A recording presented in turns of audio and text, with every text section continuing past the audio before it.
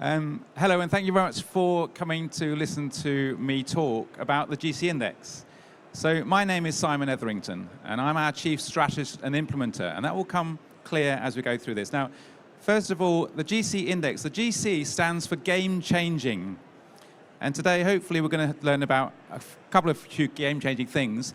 First of all, how could you use this data for yourself to understand the impact that you make at work and to support your career and think about the different roles that you want to take and use? Secondly, how can we use this to manage our organizations as recruitment agencies? How do we assign people to the right roles?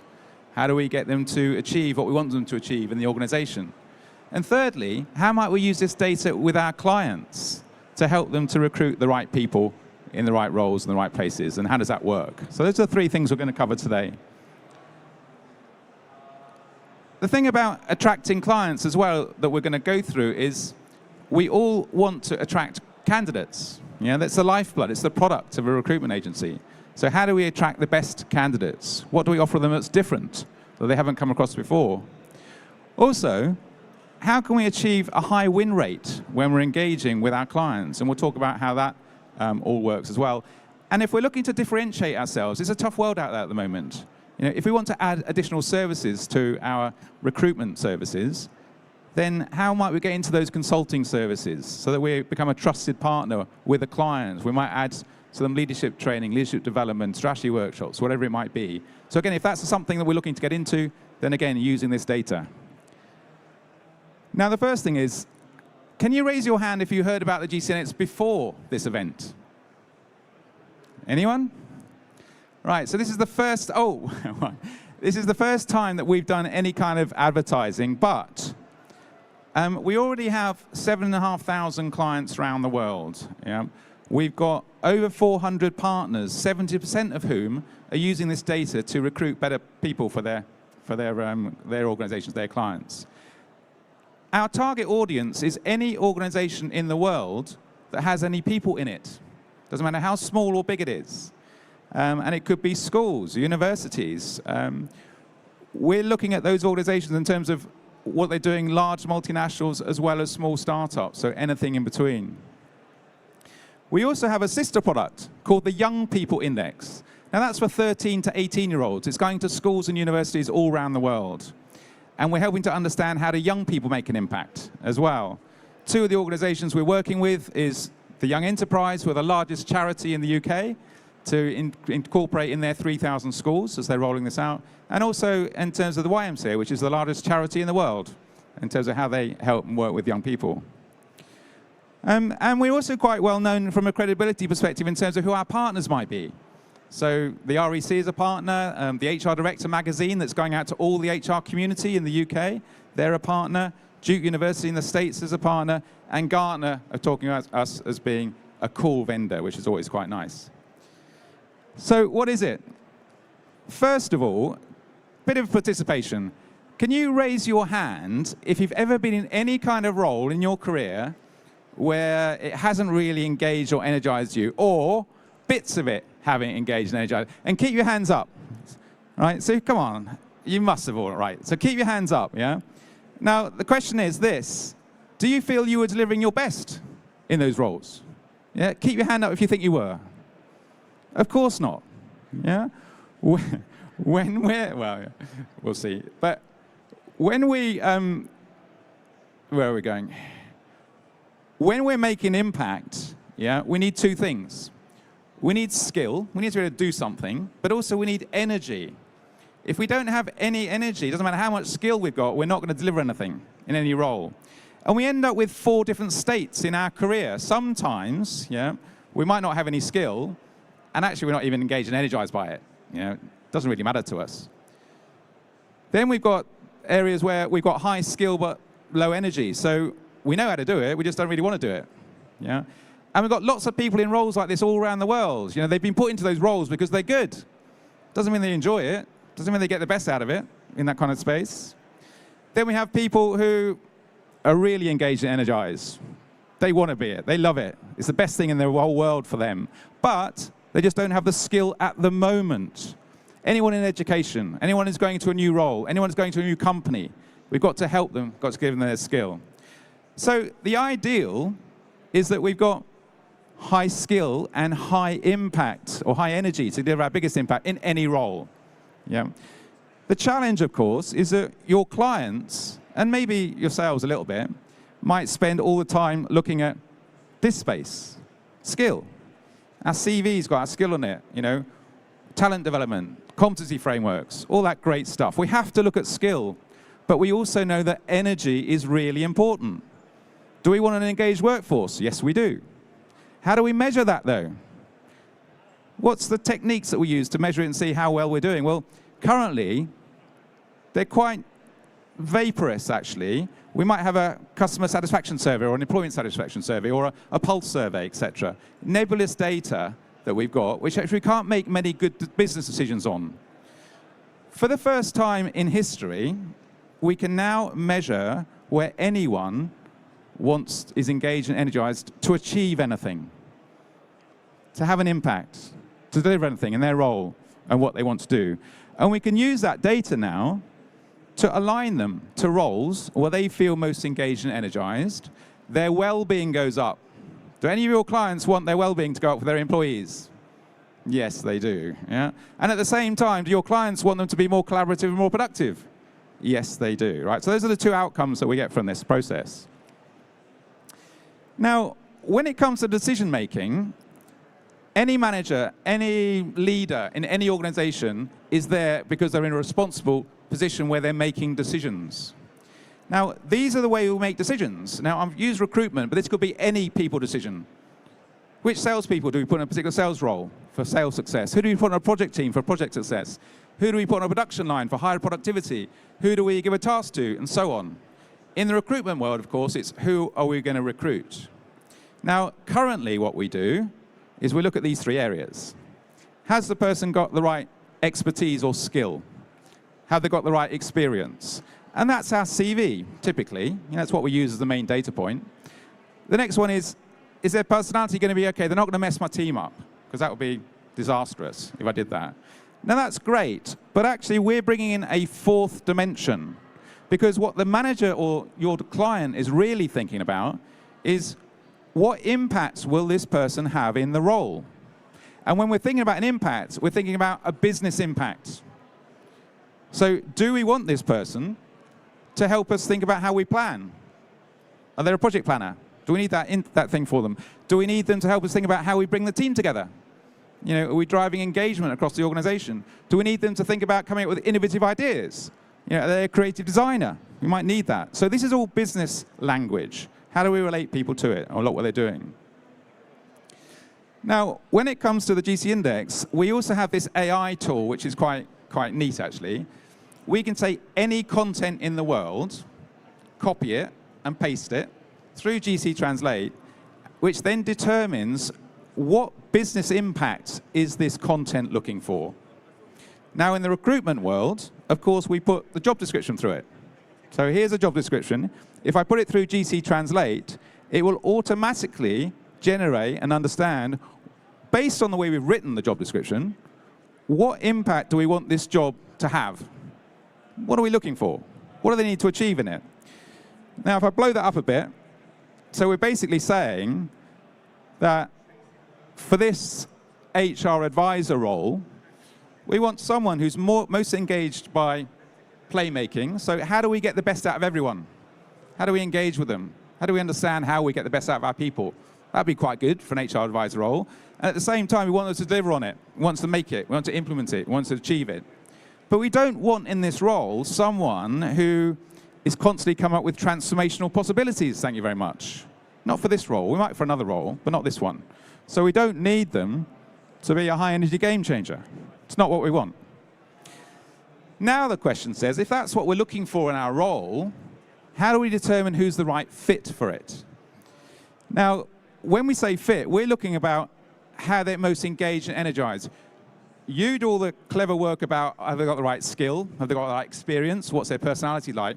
We're talking about, are they going to really be engaged and energized by this role? Are we going to get the best out of them? Is it a good fit for them? Is it good for their career? Is it good for the role? Is it going to get someone who's going to last long in the role for the client as well?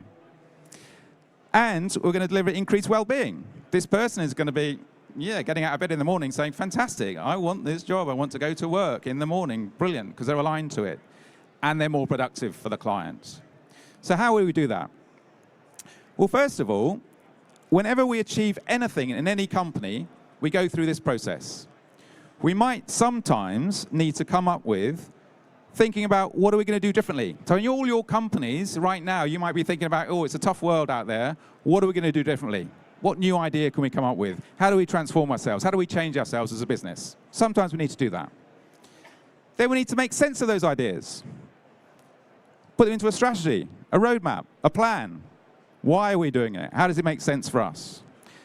Then we need to achieve those plans, deliver it through our projects, our programs, and make them happen. For some things, we need to improve them. We need to continually improve what we're doing, especially our competitive advantage. What makes us different? How do we excel at it? How do we focus on that area? And finally, we all need to work together. We need to collaborate together. We need to reach consensus in terms of what we do. We need to get the best out of everyone. Now, if this is what any organization has to do, what we've done is we've said, okay, let's label this. Let's give them a little title.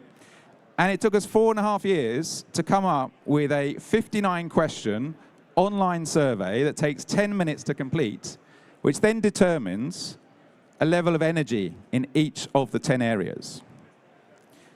Now that means that there are 100,000 possibilities. We're all very individual. In fact, if you add our personality on top of that, there's an infinite number of possibilities. We're all different, yeah?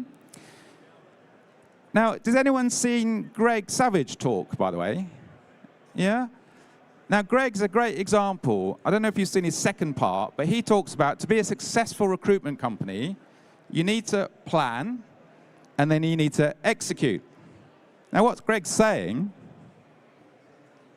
we need to plan, and we need to execute. Now, this is my profile, but Greg is also a strategist implementer. And he gets frustrated because other people don't. But there's only 5% of the population are strategist implementers.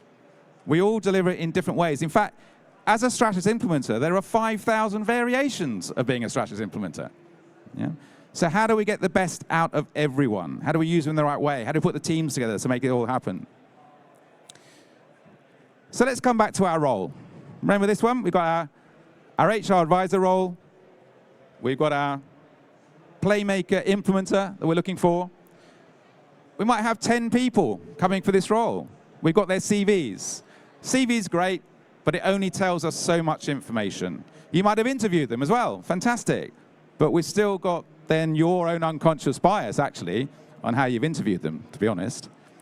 What we do is we ask all 10 of them to complete the GC index before we bring them to interview or before we put them forward to the client, because we want to see how they match up. Now we've got a lot more data.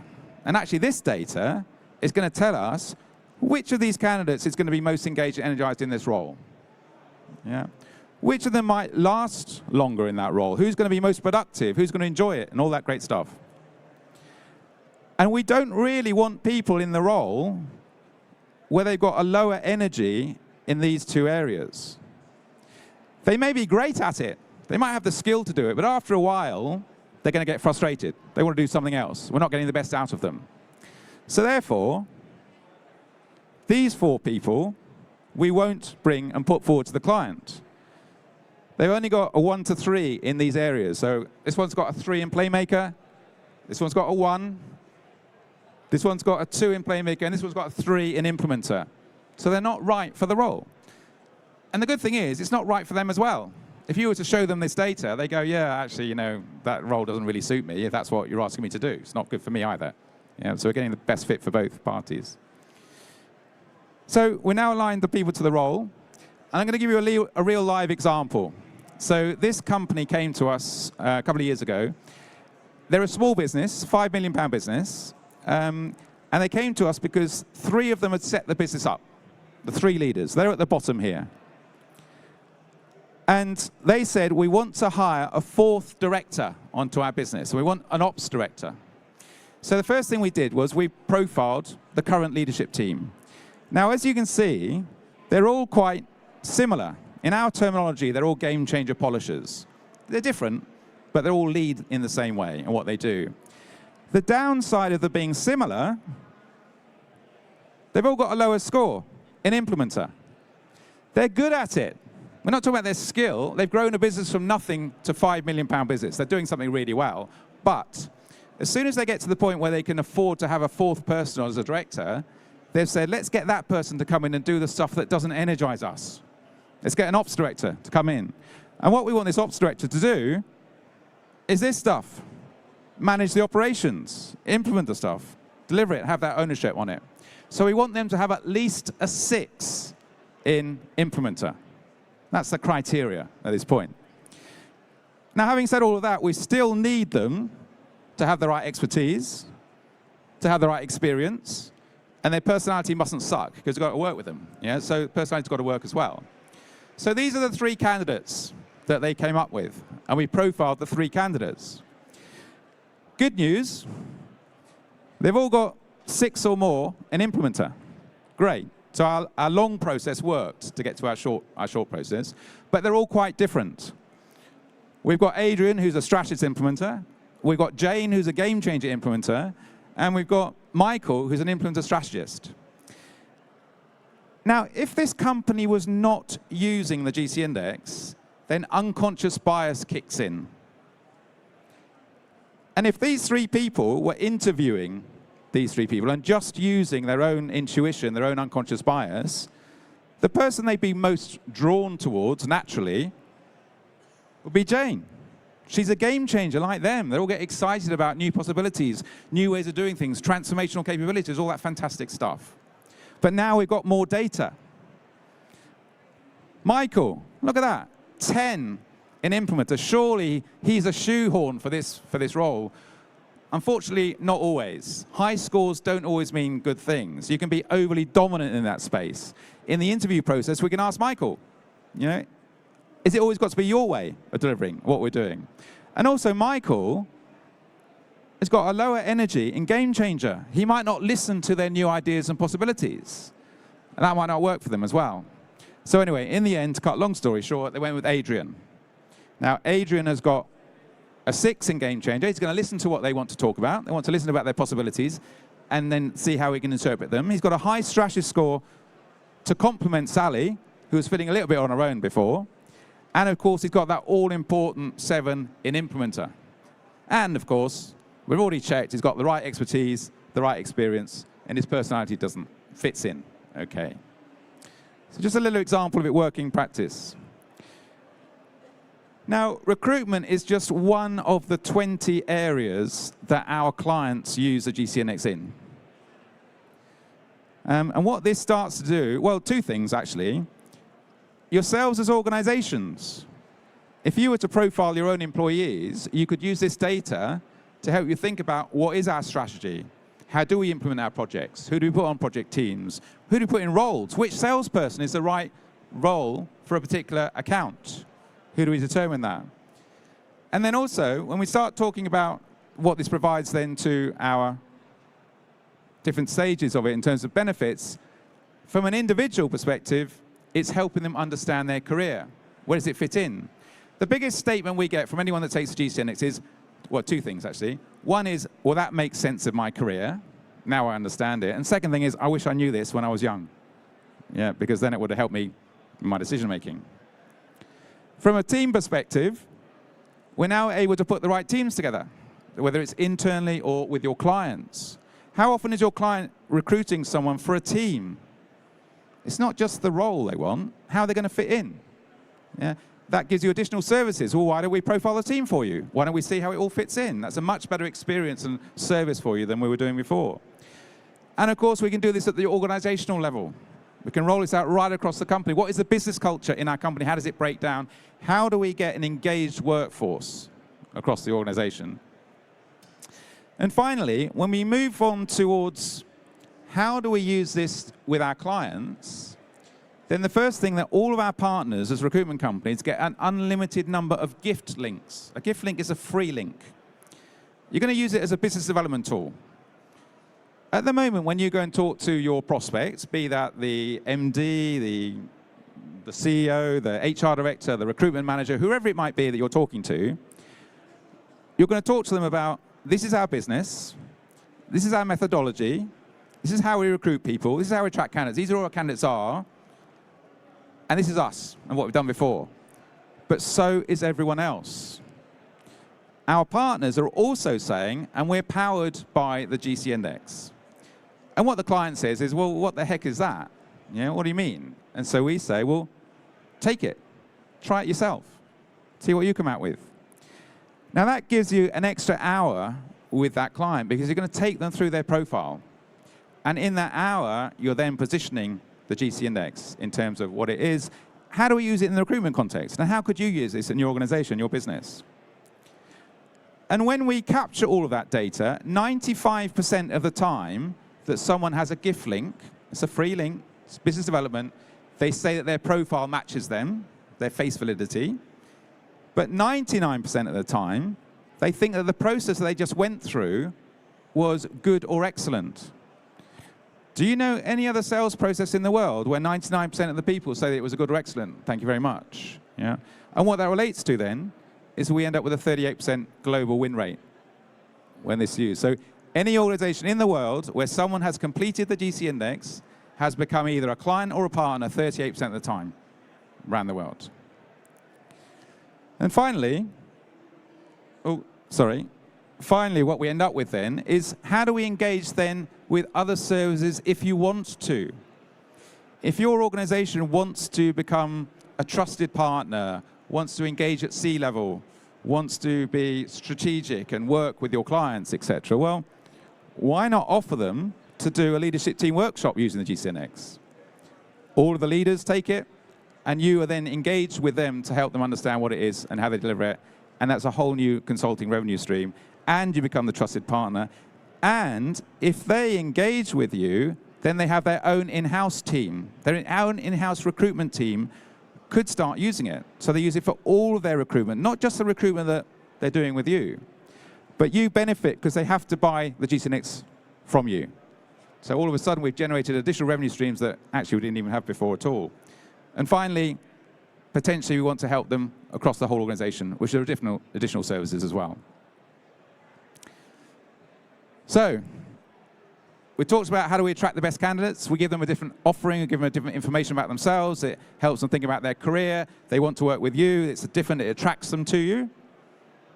We talked about how do we engage with clients by using free gift links with the decision makers and generating a 38% win rate. And then we've talked about how do we add additional services if we want to take us into a more of a consulting, C-level, trusted partner kind of arrangement that we have. So, if you'd like to try this out yourself, at the end of the day, if you don't think it works on you, then you're not going to use it. Then everyone here has the right to take it free of charge. Either come to our stand, or on each of these pieces of paper around there, there's a QR code that you can take and fill it in, or on the outside, someone is going to take your code so they can take it as well. But are there any questions at all? I think we might have a time for a few questions. Anyone? Got any? Yes. Great question. Is it something that changes over time? The answer is yes. If you think about it, we might go on a different career change. We're going to different jobs. Of course, we change over life. We don't recommend that people take it more than once a year. But if they've got a decision to make, you know, they might be going into a big project for 2 or 3 years, or they might go into a new career role or whatever, then at that point they want to understand where they're at, then yes, take it again, yeah, and from that perspective. This isn't a personality thing where your personality is necessarily fixed for your life. This is, you could change, absolutely. Yes?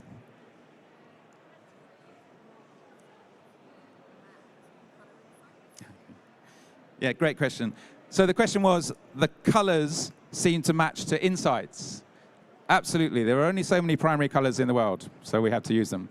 However, I'll give you an example. AstraZeneca are one of our big clients. 2,500 people in AstraZeneca have taken the GC Index. They've got 70 in-house GCologists rolling it out to their 80,000 people. They use insights for their personality tool, and they use the GC Index to understand where people want to make a business impact. The two things are very complementary. So if someone came out as a high energy strategist, for example, with a GC index, and then they took, well, let's take Myers-Briggs, for example, they could be an introverted thinking strategist or an extroverted thinking strategist. The style that they go about doing their strategic thinking will be different. But 1 + 1 = 3. Right? So any psychometric tool like Insights, Hogan, Myers-Briggs, whatever it might be, on top of the GC index will help us understand more about the individual in terms of the style, how they engage and behave with people. Yeah.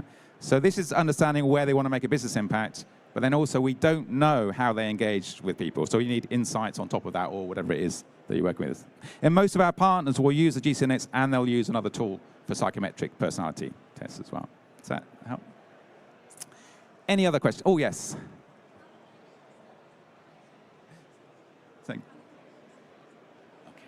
So the question was, what validation studies have we done? So the original development of the GCNX was with Duke University and with UCL Behavioural School at Cambridge. I don't know if you know Professor Adrian Furnham, who recently retired, but he's one of the leading experts in that space.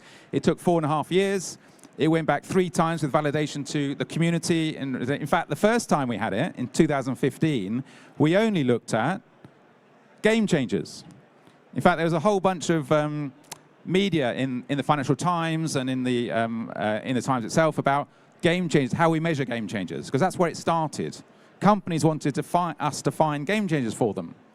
But then we went into the market and they said, well, that's great. What about everyone else? So we went back to we came back, and that's where. So it's 4.5 years. If anyone's interested, we've got a complete science document as well.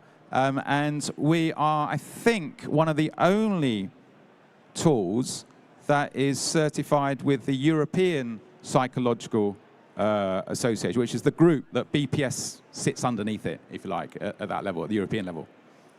Yes?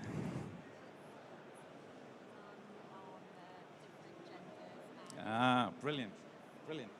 So the question was, what about different genders, different cultures? The GCNX is a very large diversity tool because it removes unconscious bias. Now, when you look at diversity, you've got age, you've got gender, you've got disability, physical and neurodiversity, and you've got, those are the 5. There is no statistically relevant difference about the probability you'll get of a particular profile based on your age, your gender, the country that you come from, which is our proxy for culture, for physical disability, but there is a difference with neurodiversity.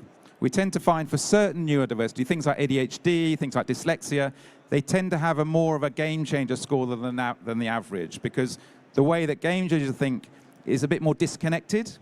Yeah, it's brilliant because they come up with completely different ideas and ways of doing things, fantastic, but it's not the same as structured thinking, which is more of a strategist process in what we do. So that's the only difference. Apart from that, the biggest unconscious bias in all of your clients is themselves. They will choose people based on themselves. 70% of the time, people will recruit people who are like themselves in their GCNX profile. So we need to change that. We need to think about, we need diverse teams. We need to think about how we are going to deliver anything and what we do. Yes? This tool is very client-oriented, so you help clients find ideal candidates. Do you have or will you have something in reverse, something that helps candidates find the right clients? Very good question. So the question was, this is a tool that helps clients understand the candidates they're looking for, or you have a tool the other way around, which is candidates understanding them.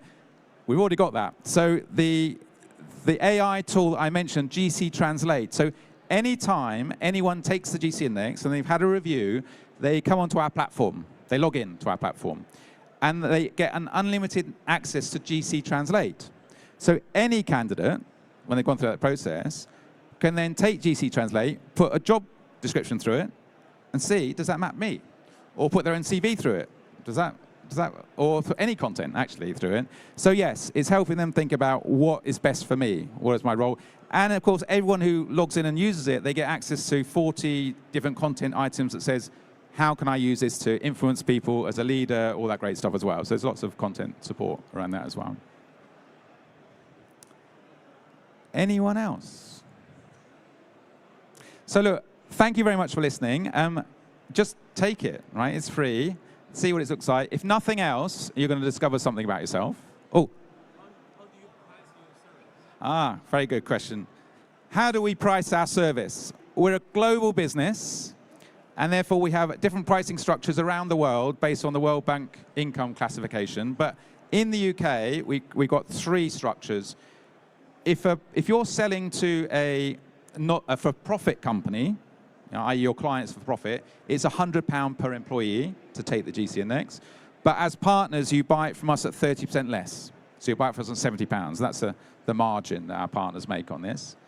If you're selling into a not-for-profit company, education, government, charity, etc., then it's £50 per person. You buy it from us at £35. And if you're selling into a school or a university, etc., to students in full-time employment or education rather, then it's £35 and you buy it from us at £24.50. Great. So if you do want to take it, lots of different ways of doing it. QR code. I think the QR code here is a contact us one, actually. If you want to get a direct thing, Mark, one of our colleagues over here, will take your piece, or take the leaflet that's on your seat, and that's got a QR code on it as well. And we look forward to talking with you. Thank you very much for your time.